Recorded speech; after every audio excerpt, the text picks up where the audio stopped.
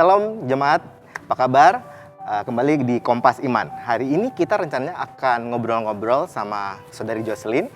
Kita akan membahas tentang apa itu ibadah tenebre. Oke, langsung saja kita akan mulai. Gue panggil apa ya, Mbak, Saudari? Kalau Saudari kayaknya agak kagok ya. Nama aja langsung boleh nggak? Oke, Jos. Kita tahu kan kalau ibadah Jumat Agung di gereja kita di Protestan itu biasanya ada ibadah tenebre. Sebenarnya itu apa? Soalnya seingat gua tenebre itu biasanya di teman-teman kita di agama Katolik gitu. Nah, apakah kita juga memang berhubungan dengan itu gitu? Iya, jadi kalau ibadah tenebre itu sebenarnya Protestan juga ada yang ikuti. Tapi kebanyakan atau mostly gitu ya orang-orang yang ekumenis gitu. Protestan ekumenis, Anglikan, Lutheran, biasanya mereka pakai ibadah tenebre gitu. Mungkin kalau di gereja kita mungkin asing gitu ya, ini ibadah apa gitu agak ya. Umum gitu. Iya betul, nggak umum. Nah jadi sebenarnya ibadah ini tuh memang dikhususkan atau hanya dipakai kalau pas lagi Jumat Agung atau misalnya untuk kalau misalnya ibadah yang gereja-gereja ekumenis itu kan biasanya mereka ada ngadain ibadah Kamis Putih. Nah, umumnya biasanya Kamis Putih atau Jumat Agung gitu untuk ngerayain ibadah ini gitu. Jadi sebenarnya basically ibadah ini itu ibadah yang dilaksanakan gitu untuk memperingati kematian atau kesengsaraan Kristus gitu. Jadi ibadah ini tuh bakal menghadirkan satu suasana ibadah yang muram, ibadah yang gelap kelam begitu, gitu, benar ya. Kayak mencekam gitu, supaya apa? Itu supaya membawa jemaat untuk lihat begitu. Oh, ternyata waktu Yesus menderita itu kegelapannya seperti ini gitu. Satu sisi juga sebenarnya ini ibadah ini tuh ya bisa juga menghadirkan suasana gelap atau penderitaan yang diakibatkan oleh dosa begitu loh.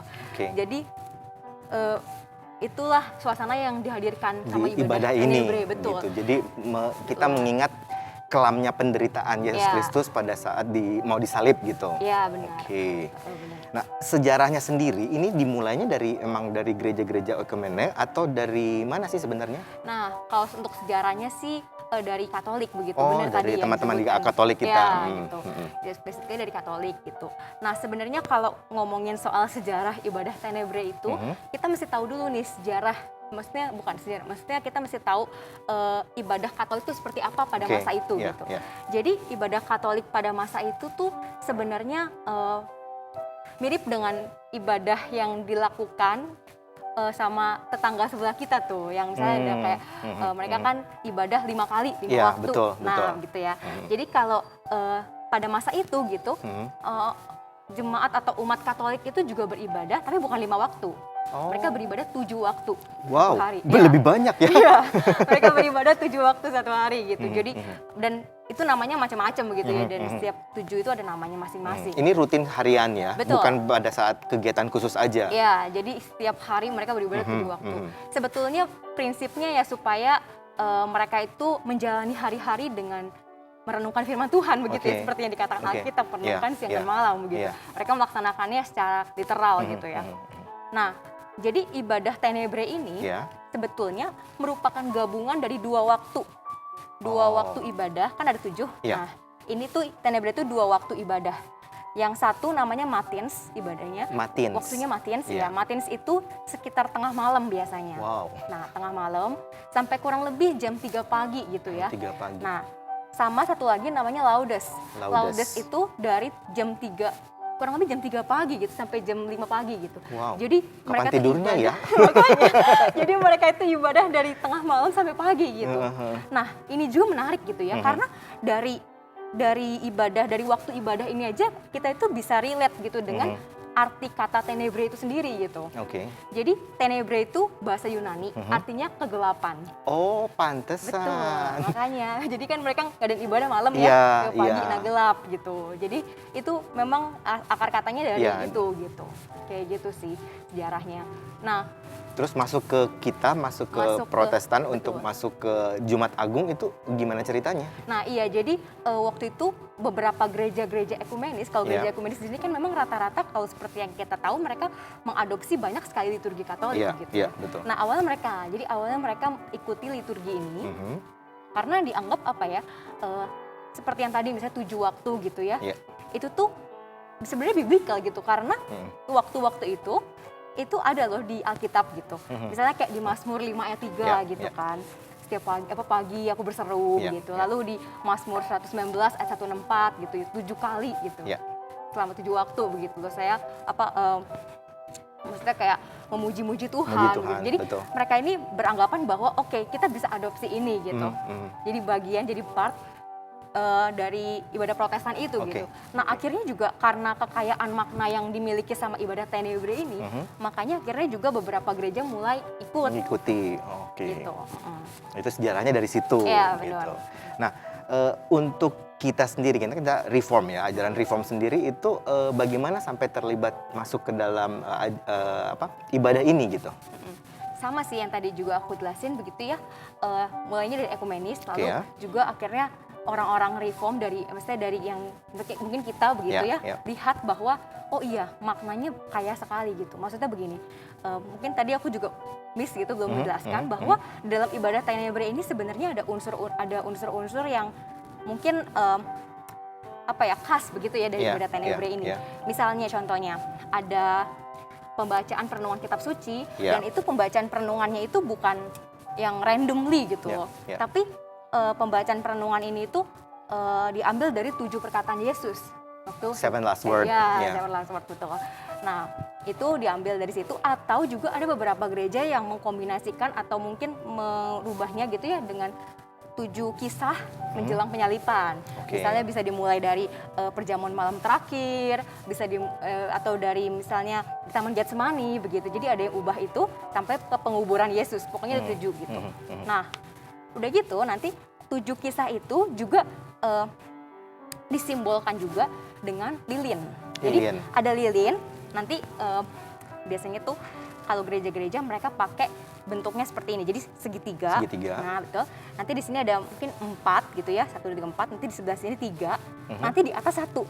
Oh, melambangkan 7, angka 7 itu. 7. Nah nanti di atas 1 lagi itu 8 jadinya kan ya. Jadi 4, 3, terus di atas ini 1, jadi 8. Nah itu tuh sebenarnya ada maknanya gitu. Jadi 7 itu 7 lilin kan ada 8. Nah 7 lilin itu disebut 7 lilin penderitaan. Nah jadi yang 1 itu yang di tengah itu disebut lilin Kristus. Nah jadi 7 lilin penderitaan ini akan dimatikan secara bergantian setiap kali misalnya satu perkataan Yesus itu kan 7 perkataan Yesus. Setiap kali 1 selesai direnungkan, dinyanyikan, lilin akan dimatikan. Begitu seterusnya sampai lilin ke-7 gitu. Nah, lilin yang ke-8 yang di tengah itu nggak akan dimatikan. Jadi sampai ibadah selesai, itu akan tetap dinyalakan. Tapi ini menurut aku ya, menurut aku pribadi setelah aku lihat dan menggali ini lebih dalam gitu, ini tuh unik gitu. Kenapa? Uniknya itu karena kan sebenarnya ibadah Tenebrae ini tujuan awalnya untuk menghadirkan kegelapan total. Kenapa 1 itu dinyalakan gitu ya ada kan? 1 malah jadi kayak penerang gitu. Betul, kenapa malah ada penerang gitu ya. Nah, akhirnya aku menemukan jawabannya dan ini sangat-sangat menarik sekali. Jadi lilin Kristus itu dinyalakan, kenapa? Ini sebagai simbol bahwa sekalipun 7 atau sekalipun lilin penderitaan itu mati begitu. Dan dengan kata lain itu sekalipun tubuh Kristus itu, tubuh fisik dia itu mati begitu. Tapi keilahian itu tetap ada. Jadi bersinar gitu. Jadi keilahian tidak bisa dipisahkan oleh maut sekalipun begitu. Makanya itu tetap nyala.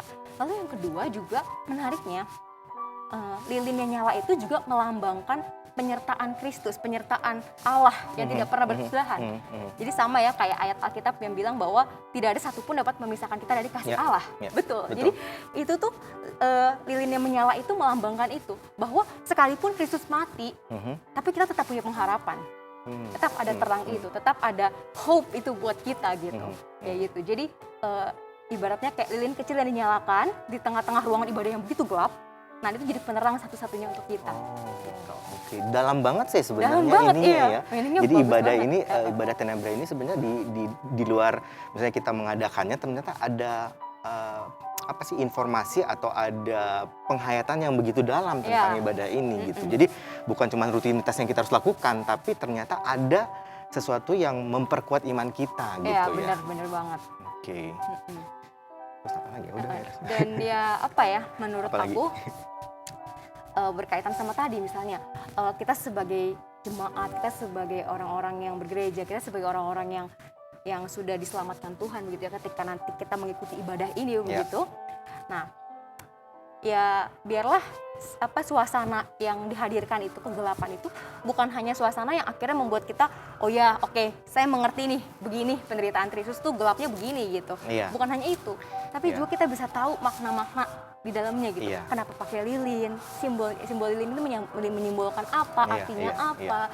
Udah gitu juga mungkin lewat firman yang dibawakan, pembacaan kitab suci, perenungan, atau mungkin lewat nyanyian begitu ya, lewat musik, kita bisa mengerti dan semakin memahami gitu bahwa kasih Allah tuh besar sekali gitu dalam kehidupan kita gitu, dalam momen Jumat Agung yang akan kita ikuti nanti gitu ya, lewat ibadah ini. Gitu. Luar biasa sekali ya. Iya. Udah kayaknya cukup ya. Oke, jemaat, kayaknya seperti itu penjelasan kita tentang apa itu ibadah Tenebre.